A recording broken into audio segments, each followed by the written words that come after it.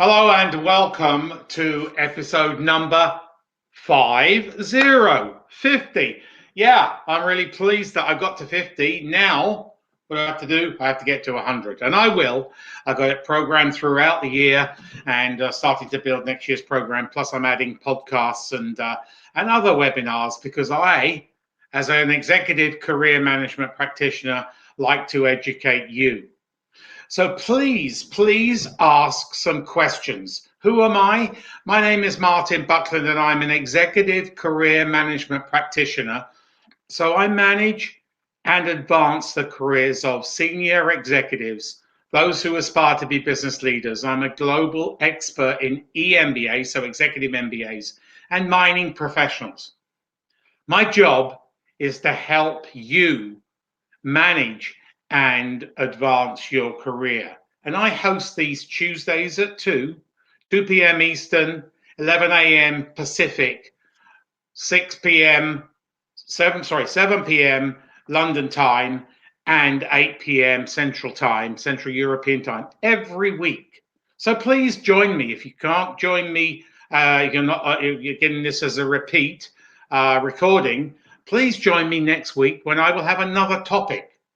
So today's topic is very interesting, and there's a lot of conversation around this topic. The 5 types of cover letters. So you speak to many people, they'll say, oh no, a cover letter is not around today. Hello? A cover letter is still just as important. You still need to have a cover letter. It's still required. It's like the old Baden-Powell scouting honor. Be prepared. Yes, there are many people who just discard the cover letters, but there are also many career decision makers who could steer your career, who could hire you, call you for an interview, who read cover letters upside down, back to front, inside out. So be prepared. Always have a cover letter. So it's a 1-page, don't go to 2 pages, 1-page introduction letter using the personal pronoun, the word I, my, he, or she. I, my, he, or she. So it's it highlights your value add. It's part of your sales pitch. Because those of you who've listened to me before and watched my YouTube channel, you in your career management are selling yourself. You're a product and you're sending that product to the market. So it highlights the value that you will bring the employer at the other end, or the executive recruiter who's doing the hiring for that particular company. So sell. Not just in your cover letter, but in your resume. So there are 3 sections, and then we'll get into the nitty-gritty of the 5 different types.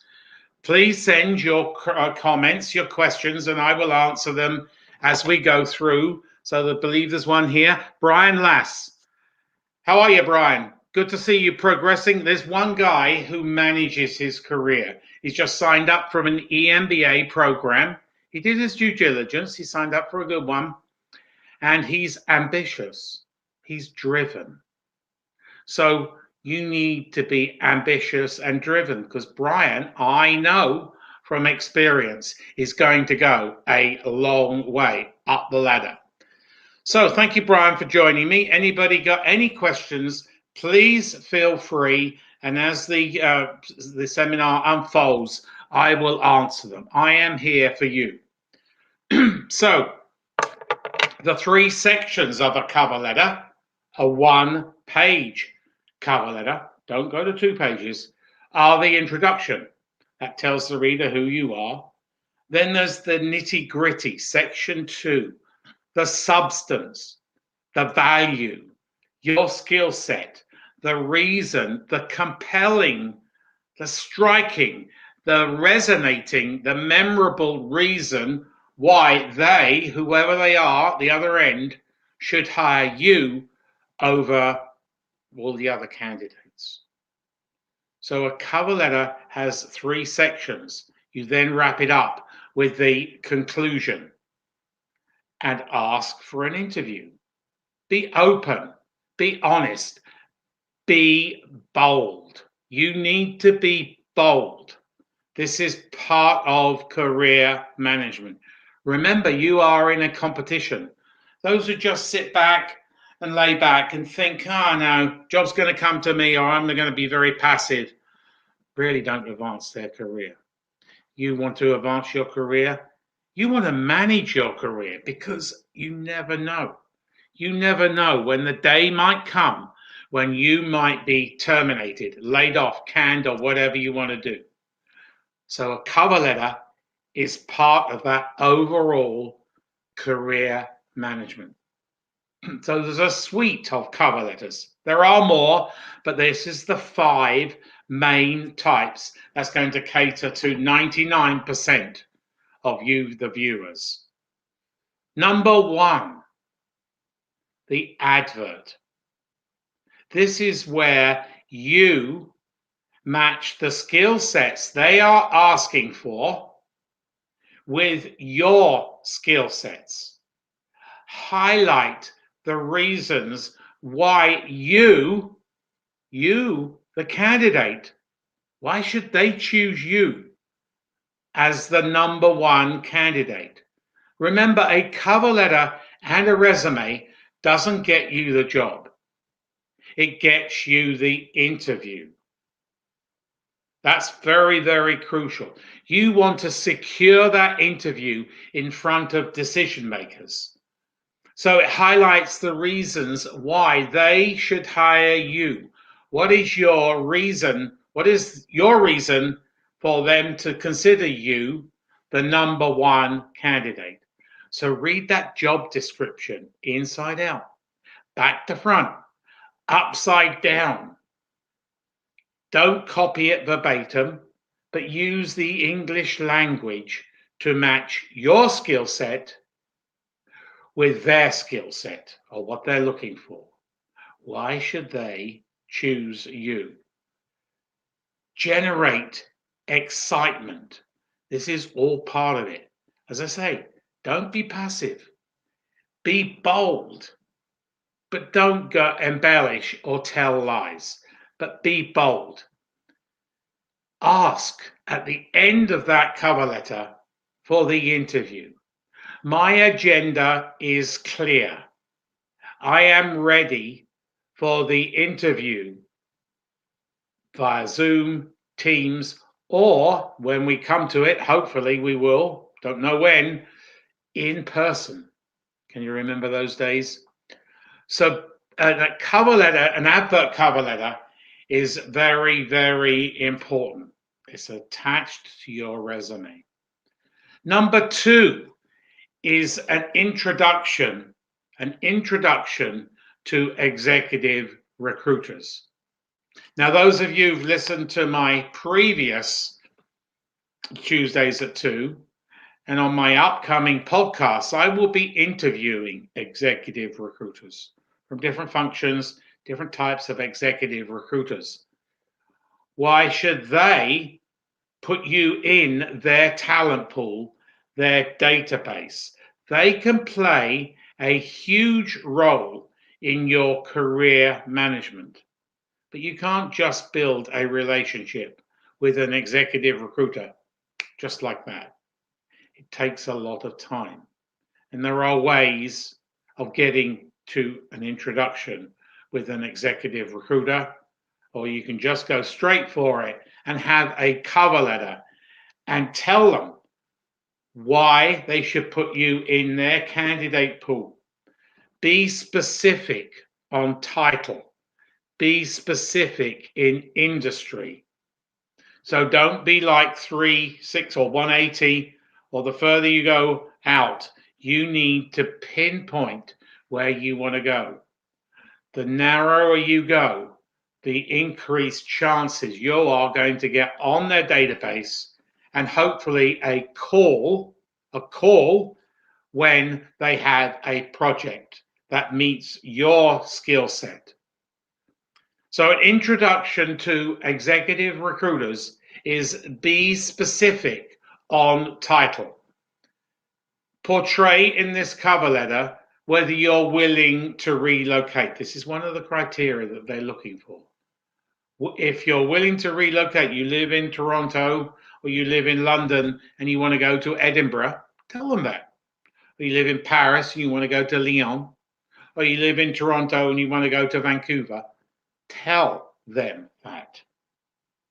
That's an option for them. Also, tell them if you're not willing to relocate, your time as a percentile of the work week that you are willing to travel. If you're not willing to travel, just tell them that. But none of us can really travel right now. But let's play in the real world because we're going to get back to that real world. So industries, tell them the industries you are looking. So remember, you need to be specifically narrow. Don't be broad because they won't be interested in you. And normally, if you're relocating, immigrating, executive recruiters probably won't be interested in you until you have that country-based experience. So you need to build up that experience before you will even get on their database. There's no rule of thumb here, but I'm going to say 3 years and plus. So let's have a look at some of the questions here. I can see them coming in. Greetings from France. Thank you. Is it possible to share a cover letter for a good read? Okay, Hassan, if you go to my website, annelateresume.com, there are some samples on there.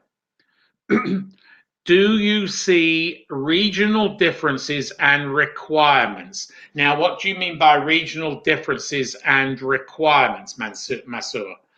Are you meaning country specific or regional within a particular country? Yes, there's slight differences across the world, but you know, the method of recruitment, the method of selling yourself, because remember, you are a salesperson, is still the same.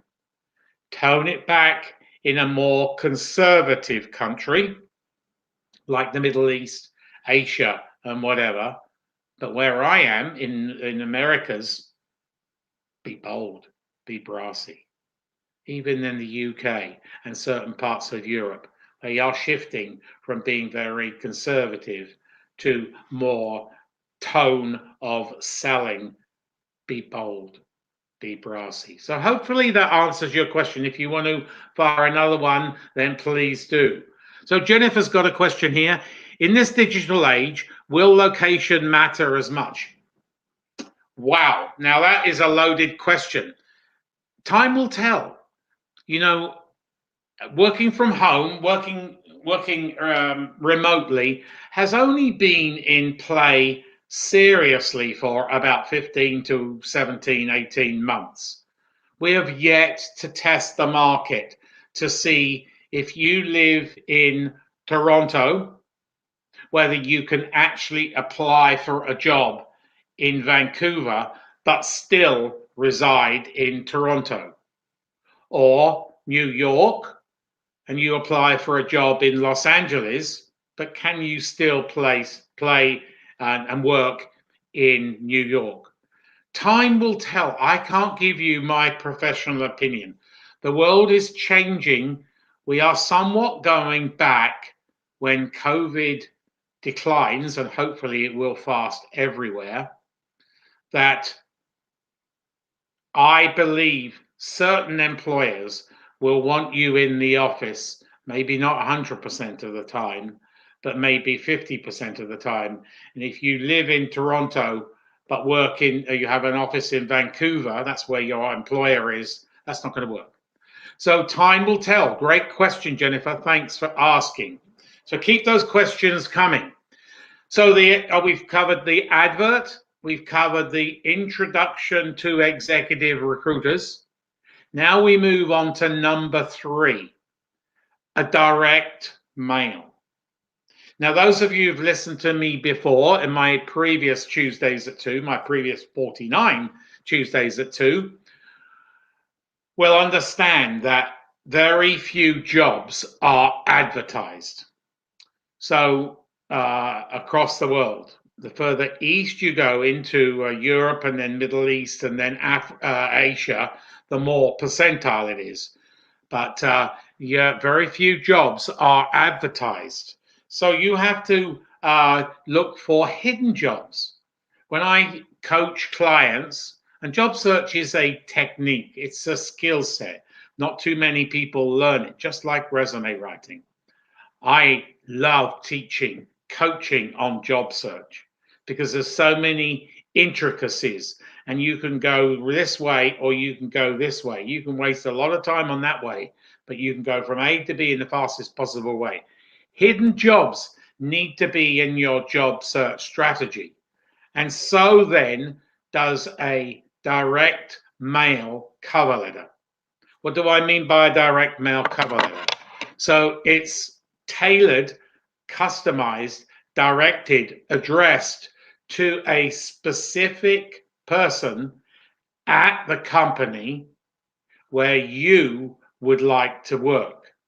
So if you want to go and work for XYZ company and you are a director of supply chain, you need to find the vice president or the person in charge of, it invariably often falls under the COO, the person who would be your boss or your boss's boss. Now, with the advent of LinkedIn and other social media platforms and corporate websites, you can uncover those guys.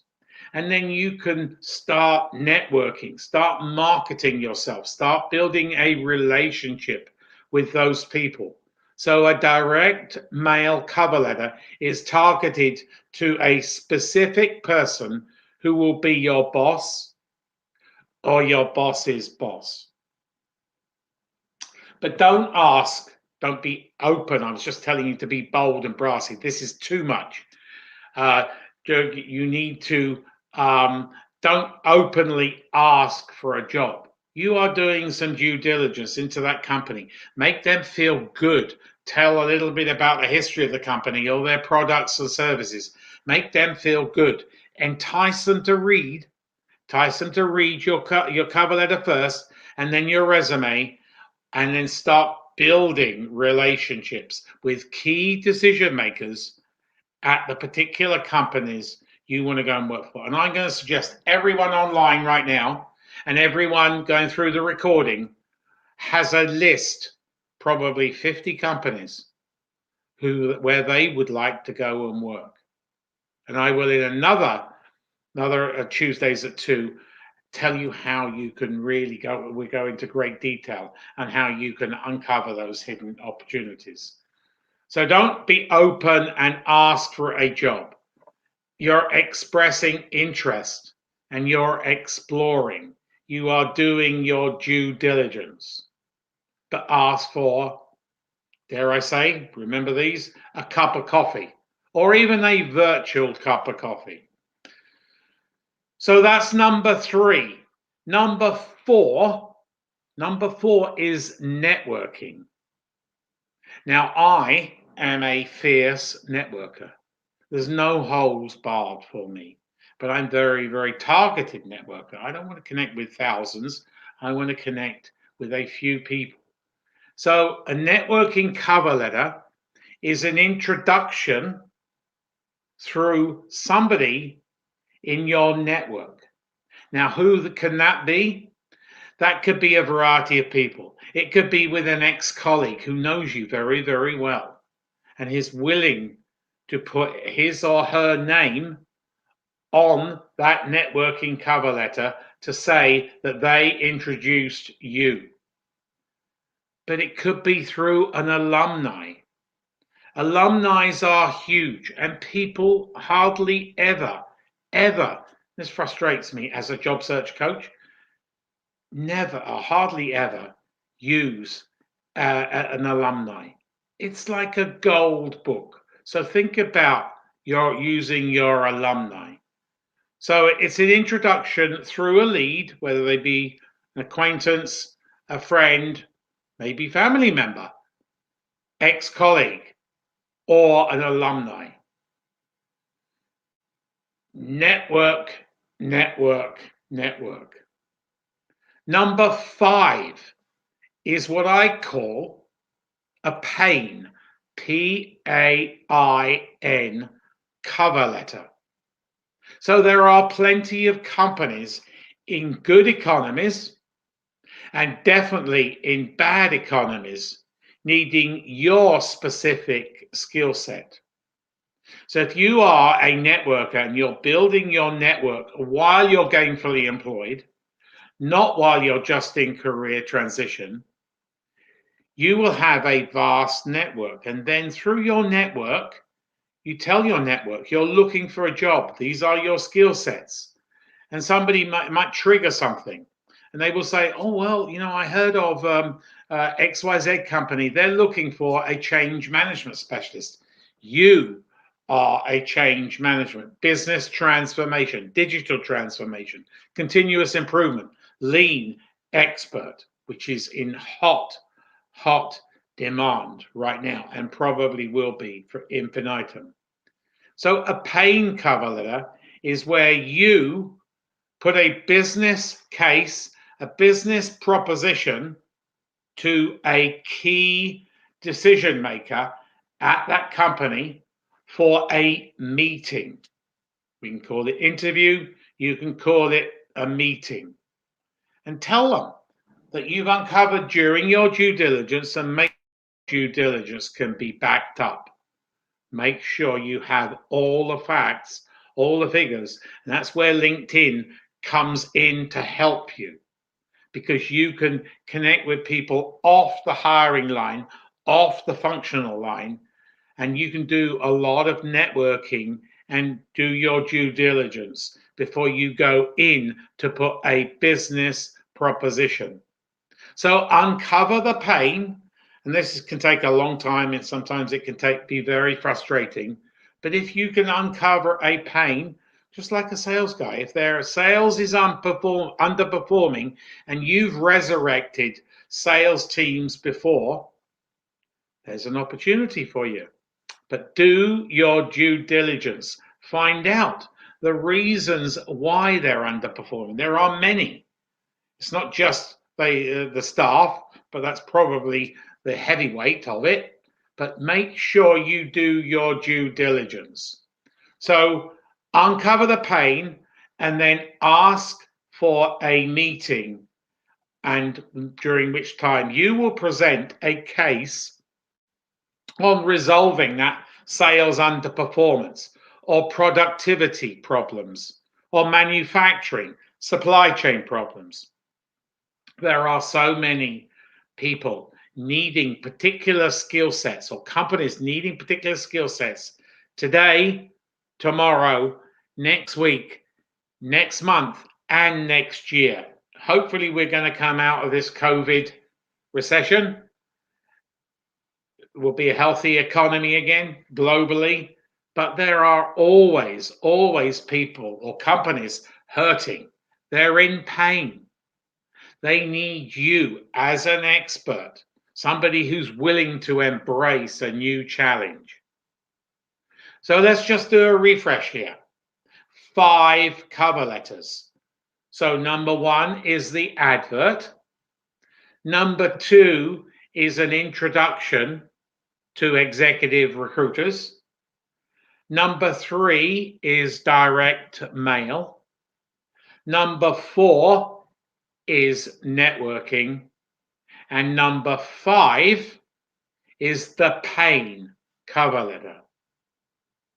So a cover letter takes you from today forward, written in the personal pronoun, the word I, my, he or she, and a resume takes you from today backwards. So hopefully you've got something out of this. I think that Brian's given me another question here, which is great. Thank you, Brian. So Brian says, what is your view on reaching out to the actual decision makers, not HR reps, here on LinkedIn to let them know you've applied for their posting, further providing them with some sort of value validation project as a way to garner an interview? Now, there is some sort of ethics that goes into that. Once a job has been posted, depending on the corporate culture, depending on the personalities involved, some would like you to do that, being bold again. But some think that is actually bypassing a system that they put in place. So it can be negative, but it also can be positive and bring you value. But if you see an advert or you see a job that is through an executive recruiter, never, ever, ever bypass that process and go directly to the hiring authority, that particular company, because that is highly unethical and that will upset a lot of stakeholders. But internally within a company, you're going to have to weigh it up. You can win, you can lose. So it's a question of a little bit of ethics, a little bit of decorum, but a great question, Brian. Thanks for asking. Hopefully I've answered it according to what you're looking for. So anybody got any other questions? I'll be here for another few more minutes. I'll be happy to answer your questions. I am seeing globally in the last, I'm going to say 10 days or so, quite a dramatic pickup in the demographic I specialize in. So senior managers and above, all the way through to the C-suite, and internationally across the world, hiring, recruitment is taking a turn for the positive. I believe, keep your fingers crossed, we are coming out of this so-called recession healthy, and there will be lots of jobs. Now, there's lots of comments about, well, people they're going to be told they've got to go back to the office, they're going to be unhappy, so they're going to resign and they'll be looking for jobs. Yeah, so the competition will be increased. I suspect a lot of people will resign. So that means that you have to sharpen your competitive edge. You have to have a dynamic ATS-friendly resume, CV, and a full suite of cover letters written in the personal pronoun. So please, anybody else got any other questions? Hopefully that's, yep. So Brian again.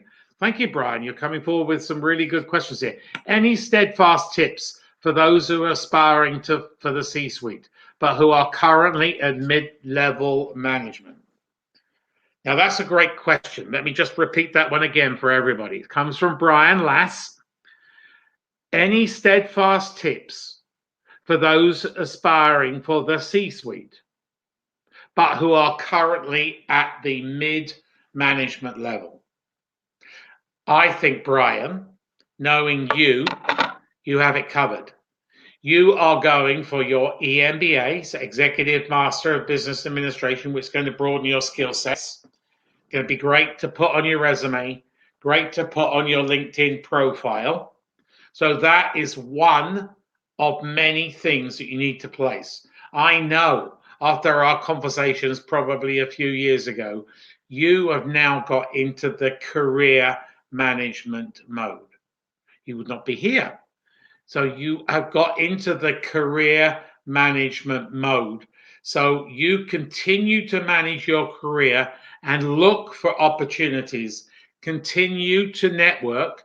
And I know you're held in high regard within your industry here in Canada, specifically in the Greater Toronto area. So you just need to nurture those relationships, start building relationships with executive recruiters, and have a clear career path, career direction. I admire you, totally admire you as a coach for your determination, your tenacity. You will, I know, one day soon, probably, I'm going to be open, I'm going to be honest, I'm going to be realistic. I'm going to say within 8 years, 9 years, you will be a C-suite leader. Now, that may be hard to swallow, but opportunities will be there for you. So let's have another question. Yvette from Europe. Since I achieved my global executive MBA, I didn't succeed in my career management. I'm sad to hear that, because you spend a lot of money, a lot of blood, sweat, and tears going through that program. And they should have helped you at the other end. Their career services department should have helped you. So that's why I am in this niche. So let's have a conversation.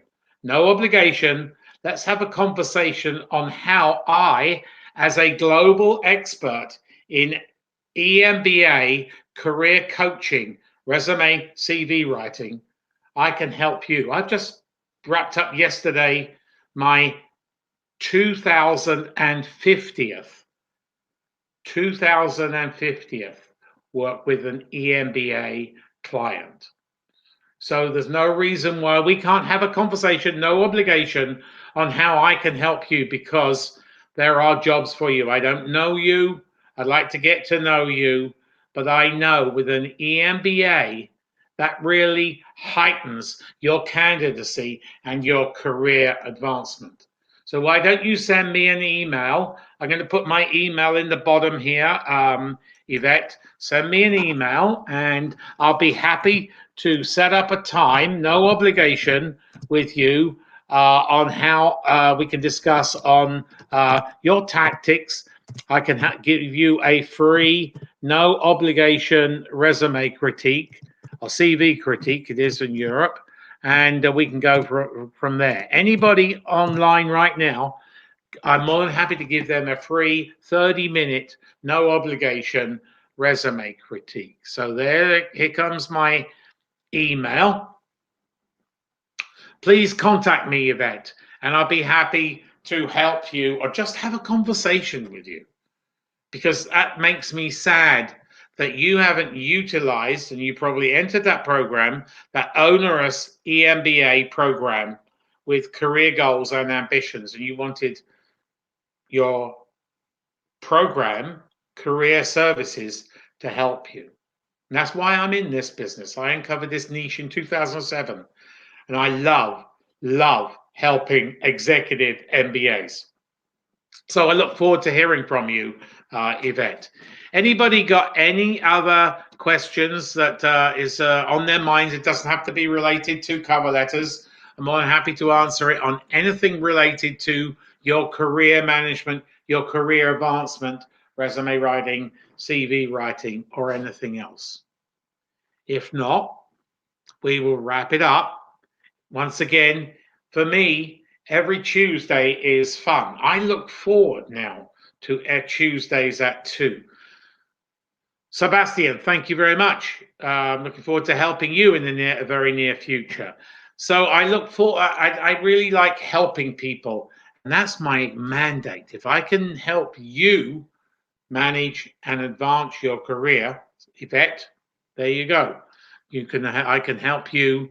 That would make me very, very happy, very excited.